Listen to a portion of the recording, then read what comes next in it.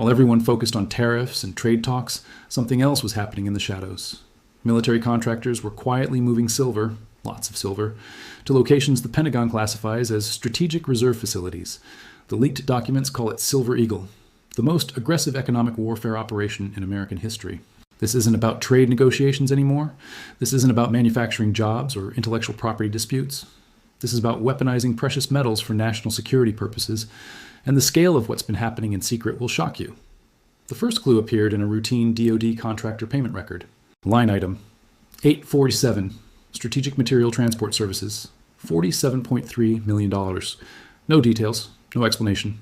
Just millions in payments to companies that specialize in moving high-value metals under military protection. That should have been the end of it. Routine government spending buried in thousands of pages of budget documentation. But someone noticed the pattern. The same contractors, the same monthly payments, the same secrecy classifications, all pointing to something called Silver Eagle.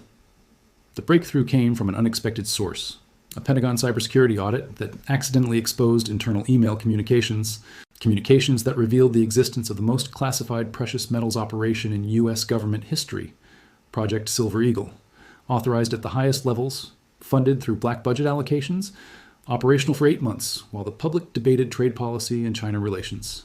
The objective is simple and terrifying. Accumulate 500 tons of refined silver for deployment as an economic weapon against China's industrial capacity.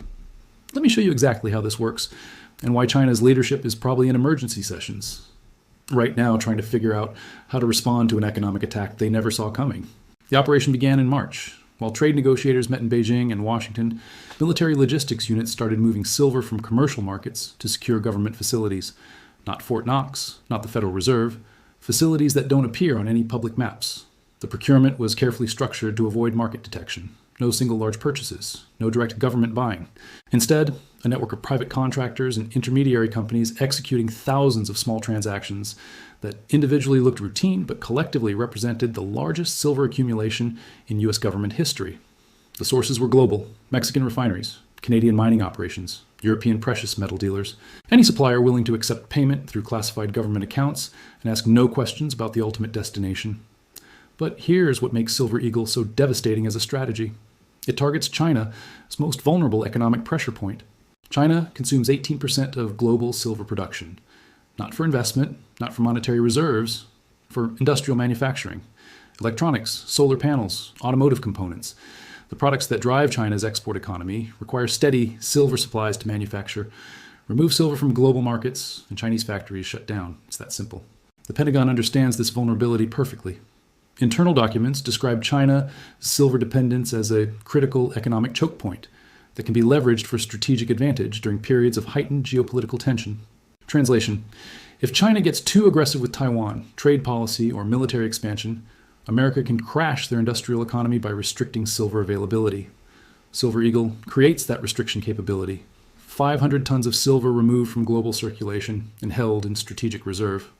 That's enough silver to supply China's electronics industry for 4 months, withhold it from markets, and Chinese production lines start shutting down within weeks. But the operation goes deeper than simple stockpiling. The leaked documents reveal something called market disruption protocols. These are pre-planned strategies for releasing or withholding silver reserves to create maximum economic damage to targeted nations. Flood markets with silver when China is trying to accumulate supplies, driving prices down and their procurement costs up. Withdraw silver when Chinese factories need steady supplies, creating artificial shortages and production delays. It's economic warfare disguised as strategic reserve management. The timing of Silver Eagle reveals its true purpose. The operation launched just as China was increasing silver imports for their massive solar panel manufacturing expansion. China needed predictable silver supplies to meet renewable energy production targets. Silver Eagle ensures those supplies remain unpredictable and expensive. Every ounce America stockpiles is an ounce China can't access for industrial production. Every price spike caused by U.S. buying creates cost pressures on Chinese manufacturers. Every supply disruption threatens Chinese factory operations. China is discovering that their industrial economy is hostage to American control over critical material supplies. But Silver Eagle represents something even more significant than economic leverage over China. It represents a fundamental shift in how America wages economic warfare. Previous strategies focused on financial systems, currency manipulation, trade restrictions, banking sanctions. These approaches worked against countries integrated into the dollar-based global financial system. China has been systematically reducing their dependence on that system. They've created alternative payment networks, accumulated gold reserves, developed bilateral trade relationships that bypassed dollar transactions. Financial warfare was becoming less effective against China, so America evolved to resource warfare, control the physical materials that China needs for manufacturing. Financial system integration becomes irrelevant. Chinese factories need silver regardless of which currency they use for payment or which banks process their transactions. Silver Eagle exploits this reality. It targets China's physical production capacity rather than their financial system access. The strategy is already showing results. Chinese electronics manufacturers have reported silver procurement difficulties over the past 3 months. Prices for industrial silver in Asian markets have increased 23% since Silver Eagle operations began. Delivery times for silver shipments to China have extended from weeks to months. These aren't coincidences. They're the intended consequences of American strategic silver accumulation. But China isn't passive in this economic war. Intelligence sources suggest they've identified Silver Eagle operations and begun countermeasures. Chinese state-owned enterprises have started panic buying silver from non-American sources. They're paying premium prices for guaranteed supplies from mines in Peru, Mexico, and Australia. They're building strategic stockpiles of their own to buffer against American market manipulation. This creates a silver arms race. America accumulating reserves to use as economic weapons. China accumulating reserves to defend against those weapons. Both sides removing massive quantities of silver from global commercial markets. The consequences for everyone else are predictable. Silver prices spike as supply disappears into government stockpiles. Industrial manufacturers worldwide face material shortages and cost increases. The global silver market becomes subordinate to geopolitical competition between superpowers. Silver Eagle transforms precious metals from commodities into instruments of state power. The leaked Pentagon documents reveal the full scope of American ambitions. Silver Eagle is Phase 1 of something called Strategic Resource Dominance Initiative. Phase 2 targets lithium and rare earth elements. Phase 3 focuses on copper and industrial metals. The objective is comprehensive resource control that gives America veto power over any nation's industrial development. China, Russia, Iran. Any country that challenges American interests could find their access to critical materials restricted or eliminated entirely. This is economic warfare evolved to resource warfare, and silver is just the beginning. The operational security around Silver Eagle has been extraordinary. Classified contractor agreements, compartmented information access, need-to-know restrictions that kept even senior Pentagon officials unaware of the operation's full scope. The fact that documents leaked at all suggests internal opposition to the program. Someone with high-level access decided the American people deserved to know what their government was doing in their name. Or perhaps the leak was intentional. A way of signaling to China that America possesses economic weapons they didn't know existed. Psychological warfare through controlled information disclosure. Either way, Silver Eagle is no longer secret. Chinese intelligence services have undoubtedly analyzed every available detail. They know America is stockpiling silver for use as an economic weapon. The question is how they respond. Early indicators suggest panic. Chinese silver imports increased 67% in the month following the document leak. State media outlets began discussing resource security threats and the need for a strategic material independence.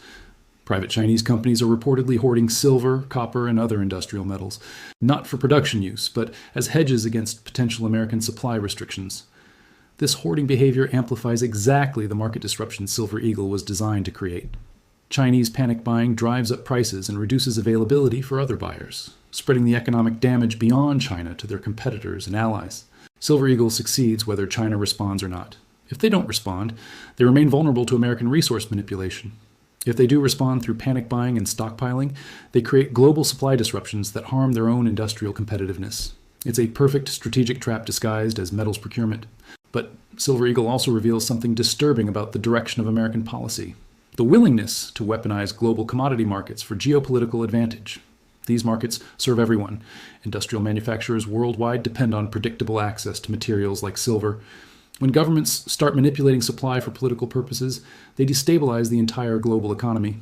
Silver Eagle might give America temporary leverage over China, but it also demonstrates that commodity markets are no longer neutral economic spaces. They're battlegrounds, where resource-rich nations can impose their will on resource-dependent nations. Every country that depends on imported materials for manufacturing just learned they're vulnerable to resource warfare. Every government that assumed commodity markets would remain commercially driven just discovered they're now politically controlled. The precedent Silver Eagle establishes is more dangerous than the operation itself. If America can weaponize silver against China, what prevents China from weaponizing rare earths against America? What stops Russia from using their mineral exports as economic weapons? What prevents any resource-rich nation from holding the global economy hostage to their political objectives? Silver Eagle doesn't just give America an advantage over China. It legitimizes resource warfare as a tool of international relations. The global economy that developed over decades based on the assumption that trade would remain separate from politics just discovered that assumption was false. Resource warfare is now normalized. Commodity markets are now weapons. Supply chains are now vulnerabilities that can be exploited by hostile nations. Silver Eagle changed the rules of international economic competition, and everyone else is trying to catch up to rules they didn't know had changed. The 500 tons of silver sitting in classified American facilities represent more than strategic reserves. They represent the militarization of global commerce. What happens next depends on how quickly other nations adapt to this new reality, how quickly they develop their own resource weapons, how quickly they reduce their dependence on American-controlled supply chains. China is already adapting. Their Belt and Road Initiative suddenly looks less like economic development and more like resource supply chain security. Their investments in African and South American mining operations take on new strategic significance. Russia is leveraging their natural resource exports more aggressively. Energy supplies to Europe aren't just commercial transactions anymore.